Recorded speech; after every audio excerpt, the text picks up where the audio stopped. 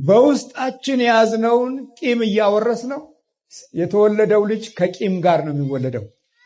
ጥቁር ጥላ ያደራበታል። ሰው የሚጸነሰው ማታ ነው፣ በጨለማ ጊዜ ነው አይደል? የሚደበቀውም ሆዳችን ውስጥ በጨለማ ጊዜ ነው። እዛ ውስጥ የሚበዛው ጨለማው ይሆናል ማለት ነው። ጨለማውን ወደ ብርሃን የሚለውጠው በዕለት ኑሯችን ውስጥ ያለን መልካም ሐሳብና በውስጣችን የምንይዘው የእግዚአብሔር የሆነውን መለኮታዊ ጥበቃ በቡራኬ ማመን ስንጀምር ነው። በመባረክ ማመን ስንጀምር ቡራኬ ይከተለናል። መጀመሪያ እኛ ቡራኬን አምነናል ወይ? በመስሪያ ቤታችን ተባርከናል፣ በወንበራችን ተባርከናል፣ በማዕረጋችን ተባርከናል። የሚያስፈራ እኮ ነው። እኔ ወደ አባቶቼ ሲሄድ ይባርኩኛል ብዬ ሳምን በራሴ እምነት በኩል ሲኖር ባራኪው ላይ ደግሞ ጣጣ አለ፣ ኩርፌ አለ፣ ውስጥ ሁከት አለ፣ ብስጭት አለ፣ ንዴት አለ፣ ቅናት አለ፣ ምቀኝነት አለ።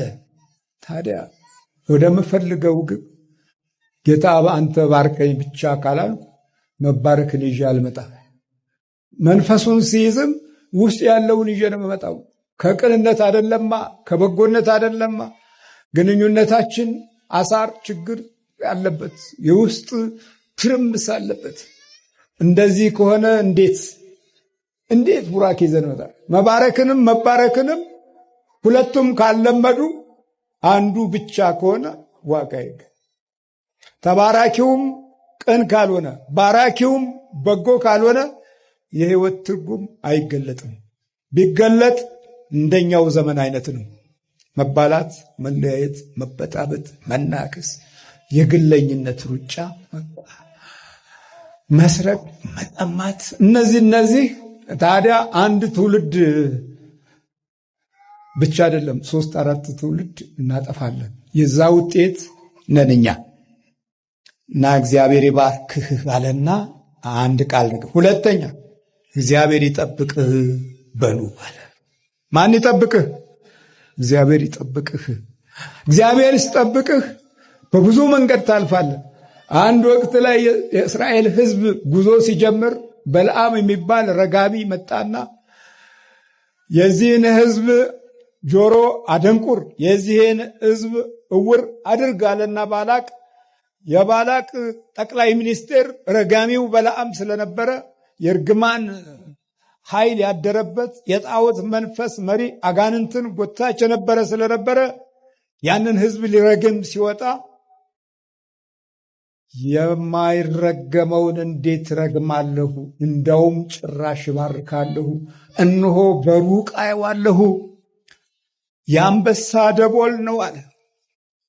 በሩቅ ነው ማለት እንደውም እኔ የጻድቃንንና የነሱን ሞት እኔ ልሙት አለና እንደውም ጭራሽ እርግማን ይረግማል ተብሎ የወጣው ጭራሽ ባረካቸው።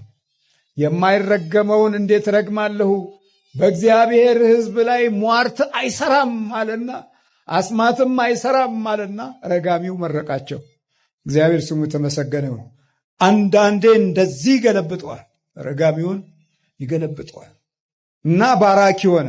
የሚባርክ ሲጠፋ የሚረግመው ባራኪ ሆነ። ወይ ጉድ! የማስልጣን ነው ይሄ። በቃ እግዚአብሔር እዚህ ጋር እንዲህ አለ፣ እግዚአብሔር ይጠብቅህ በላቸው። እግዚአብሔር ይጠብቅህ በላቸው። ጠባቂ ማን ነው? ዳዊትም ለዚህ ነው እግዚአብሔር እረኛዬ ነው ያለው። በስሙ ስንመርቅ፣ በስሙ ስንባርክ፣ ሌላው ቀደም ከነበረው ሐሳብ በእግዚአብሔር ቤት መረቅናችሁ አይደል ያለው? እሺ የኛ ዲግሪ፣ የኛ ፕሮፌሰርነት፣ የኛ ዲፕሎማ የት ነው የተመረቀው? በእግዚአብሔር ቤት ነው የተመረቀው። አደቀቅ ነው የውላችሁ። በእግዚአብሔር ቤት ስላልተመረቅን በእግዚአብሔር ቤት እኮ መረቅናችሁ እኮ ነው ያለው። ደስ ይበላችሁ፣ ደስ ይበለን፣ ደስ ይበለን ይባላል በዚህ አዳራሹ ላይ። ያ ደስ ተብሎ የተመረቀው ፊትህን ግንባር አስቋጥሮ ፊትህን ጨለማ አልብሶ ወንበርና ስልጣን ቢይዝ አዋርዶ ትመለሳለህ። በእግርህ ነው እንደ መጣው ይላል። መማሩ ለዚህ ነው እንዴ በእጅህ ለምን አትመጣም ይልሃል። በእኛም ቤት አንድ ወቅት ላይ 6ቱ ቃላተ ኦሪትን ታውቃለህ ይባል ነበር። 6000 ብር ነው። 10ቱ ቃላተ ኦሪትን ታውቃለህ ይባል ነበረ። እሱ 10,000 ብር ነው። ታዲያ በኦሪቱን አንጂ ይባላል። ዲያቆንም ከሆነ በአዲስ ኪዳንና እንጂ እነዛ 6ቱን አታውቅም እንዴ ይባላል። የተመረቅነው እርግማን ሲሆንብን እርግማን ወደብን እኮ እና ዛሬ አሁን ደግሞ የለም። አሁን እንዲህ አይኖቹ ቁጥሮች አሁን የሉ። አሁን እንዲህ 6ቱ የለም፣ 10ቱ የለም። ምክንያቱም በረከት ርቆናል። እርግማኑ ስላየለ ዋጋችን በጣም የምንከፍለው ብዙ ነው፣ የምናገኘው ግን ጥቂት ነው። አየህ፣ እርግማን ነው። የመረቅነው ትውልድ ይህንን ያመጣው አያችሁ። በእግዚአብሔር ቤት እኮ መረቅናችሁ ነው ያለው። የእግዚአብሔር ቤት ከእግዚአብሔር ሕዝብ ጋር አብሮ ይዞር ነበረ። በምድረ በዳ ላይ የነበረው መንገድ በመለኮታዊ ኃይል ምሪት ውስጥ አቅማቸው ይገነባ ነበረ። ሲርባቸው መና እየበሉ ሲጠማቸው ከአለት ውሃ እየጠጡ ጉዟቸውን የቀጠሉት በስሙ መባረክ ነው። በእግዚአብሔር ስም የሚመጣ የተባረከ ነው የተባለው ለዚህ ነው። እሺ እግዚአብሔር ይባርክህ ይጠብቅህ። ይሄ ጥበቃውን የሚያረጋግጥ መባረክ ነው። ምንን የሚያረጋግጥ? የላኛው መጀመሪያው ቡራኬህን የሚያረጋግጥ ቡራኬ ነው። ቡራኬ ምንድን ነው? የነካኸው፣ ያየኸው፣ ያሰብከው የተባረከ ይሁን ማለት ነው። እኛም የነካ ነው ያየነው የተባረከ አምላክ ያድርግልን። በመልፋት አይደለም ብዙ የሚገኘው፣ በመልፋት በመሮጥማ ቢሆን ኖሮ ይህንን ዘመን ባላመጣ ነው። ፎክረን አልነበረ? በ60ዎቹ ዘመን ሰንበታትን ሁሉ ለመሻር ሮጥን እኮ ብዙ ደክመናል እኮ። መጽሔቶቻችን ሁሉ የሚናገሩት የቤተ ክርስቲያን ሰንበታትን በሙሉ መሻር ያላግባብ ነው፣ የእድገት ጸር ነው ብለው ነበረ። ግን እንደዚህ እንዳሉት ራሳቸው ጸር ሆኑና እርስ በርሳቸው ተባልተው ሁሉም ጠፉ። ያሉትም ግራ ገብቷቸው የዘመን ውርደት ገጥሟቸው የረገሙት ጊዜ መጥቶባቸው የእርግማን ጊዜ አይተው ግማሾቹ አለፉ፣ ግማሾቹም ግራ ገብቷቸው አሁንም ዝም ብለው ተንታኝ ሆነው እድሜያቸውን የጨረሱ ጥቂቶች አይደሉም። መቅረብን አልወደዱም። በቡራኬንም እድላቸው አይደለም መባረክ፣ እድላቸው አይደለም መባረክ። እድሉ ያልሆነ ትውልድ በጣም ብዙ ነው። ሌላው ቀርቶ በቤተ እግዚአብሔርም ገብቶ መባረክ እድሉ ያልሆነ እድሜ ልኩን ዝም ብሎ መቅኖ ቢሶ ነው የሚኖርም ብዙ ነው። እግዚአብሔር ምሕረቱን ያብዛልን። ሁለተኛው ቡራኬ እግዚአብሔር ፊትን ያብራልህ።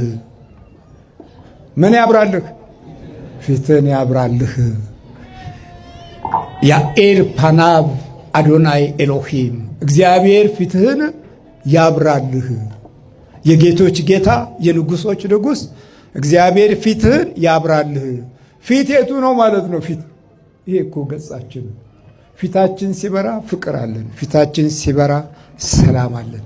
ፊታችን ሲበራ በማን ነው የሚበራው ግን? በእንጀራ በቅባት በቻፕስቲክ በሊፕስቲክ ምን ቀባባቸው ብዙ ቅባቶች በሱ ነው የሚበራው ነው? በሱ የበሩትማ ብዙ ጠፉ እኮ። አዳዲስ የሚጠፉ ትውልዶችም እየተዘጋጁ ነው።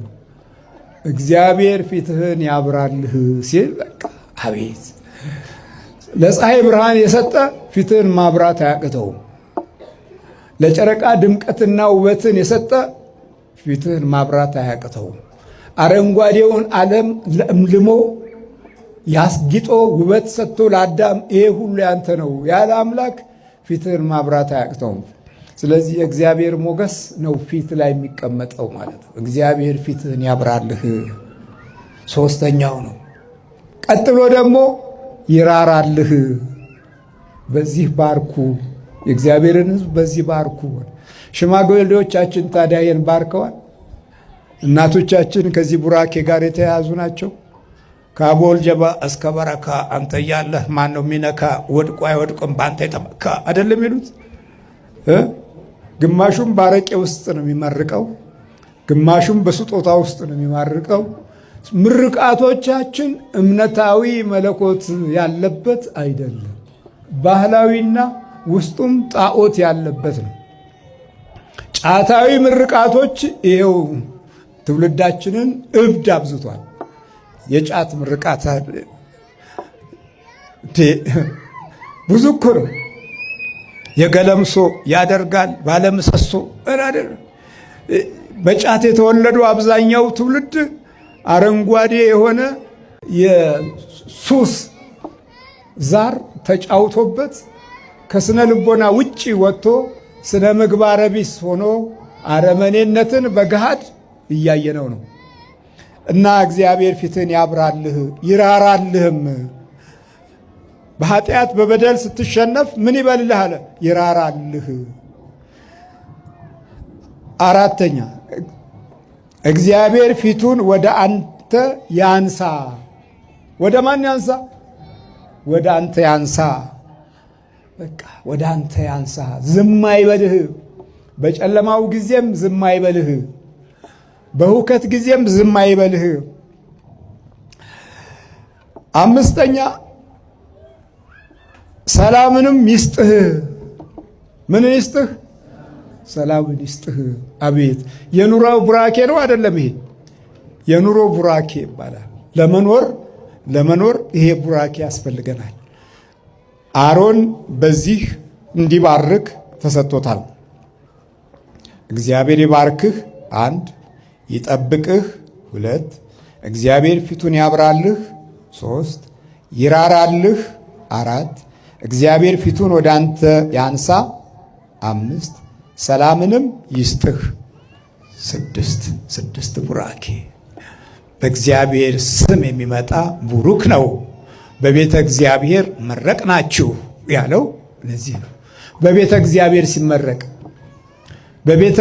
ሲመረቅ ታሪክንም እምነትንም ጠብቆ በትውልድ ውስጥ ሰላምን፣ ጸጋን፣ ሞገስን፣ በረከትን አስተላልፎ ምድሪቱን የሕይወት ኗሪዎች ያደርጋል። ሲመረቅ በቤተ እግዚአብሔር በእግዚአብሔር ቤት መረቅናችሁ ነው። የእግዚአብሔር ቤት የተመረቀች እመቤታችን ቅድስት ድንግል ማርያም ማንን ወለደች ማለት ነው? ጌታችንን አምላካችንን መድኃኒታችንን ኢየሱስ ክርስቶስን አስገኘች። ዳዊት በቤተ እግዚአብሔር ስለተመረቀ አምላከ ዳዊት ተባለ።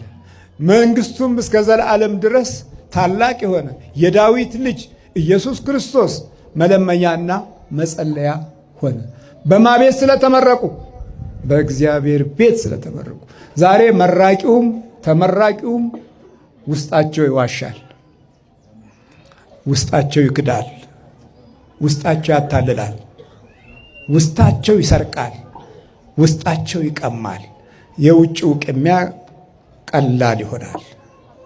ሰው ውስጡን እየተቀማ ከኖረ የውጭው ቅሚያ የሚታይ መወለድ ነው። ይወለዳል፣ ቅሚያ ይወለዳል። አየህ፣ በቤተ እግዚአብሔር ያልተወለደ ትውልድ መባረክን ከቤተ እግዚአብሔር ያልያዘ ወገን ሁል ጊዜ መንደርተኛ ነው የሚሆነው።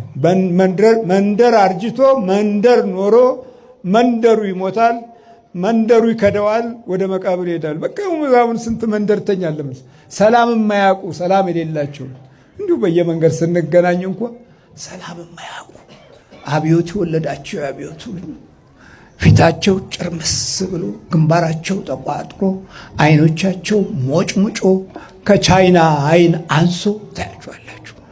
ከነ ክፋታቸው ታያቸዋላችሁ። ሰላም አያውቁም። ሰላም ስትሏቸው ይደነብራሉ። ጤና ይስጥልኝ ስላችሁ ድንብር የሚሏሉ እና ደጋግሞ ወደኋላ ያዩኛል። ሰላም አልናፈቀውም። የሰላም ጠላት የሆነ ህሊናና ልቦና ያለው ጭራሽ ሰላምታው ያስደነብረዋል። እንዴት ነው? ደህና ነው? ይሄ ሰውዬ ለጤና ነው እንዴት ጠጋኝ የሚል ይመስላል። ውስጡ በጥላቻ ያደገ ነዋ። ማህበራዊ ህይወቱ ነውጥ የበዛበት ነዋ። ያስቀመጠውና ያዘለው ቡራኬ አይደለማ። በውስጡ ያደረው በረከትም አይደለም። በአምልኮት አይደለም የተገኘው። በመንበርከክ በመስገድ በመጸለይ የተወለደ አይደለማ። በተለያየ አይነት እርግማን ስለተወለደ እርግማኑ የሕይወቱን ገጽ የሕይወቱን ብርሃን ነጥቆት አሁን ሰው መሆኑ ቀርቶ ሰው የመሰለ አውሬ መስሎ መንገዱን ይሄዳል። በፍርሃት እንራመዳለን መንገዳችን። በመጨረሻም እንዲሁም ስሜን በእስራኤል ልጆች ላይ ያደርጋሉ፣ እኔም እባርካችኋለሁ። ያሴም ነው የሚለው በዕብራይስጡ መሸከም። ስሜን በእስራኤል ላይ እንዲሸከሙ ታደርጋችኋለህ።